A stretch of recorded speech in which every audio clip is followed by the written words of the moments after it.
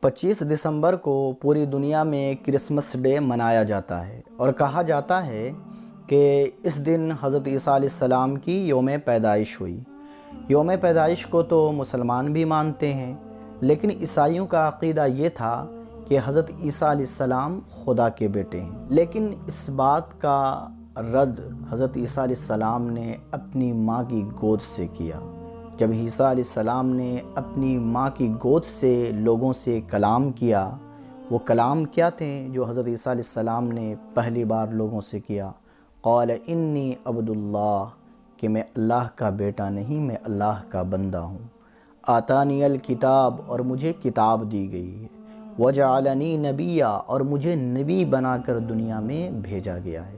تو حضرت عیسیٰ علیہ السلام اللہ کے پاک باز نبی ہیں۔ لیکن آج آپ دیکھیں کہ 25 دسمبر کو حضرت عیسیٰ علیہ السلام کی پیدائش کے موقع سے وہ غلط کام کیے جاتے ہیں، وہ سارے غلط کام ان کے نام سے کیے جاتے ہیں کہ ساری انسانیت شرمندہ ہے۔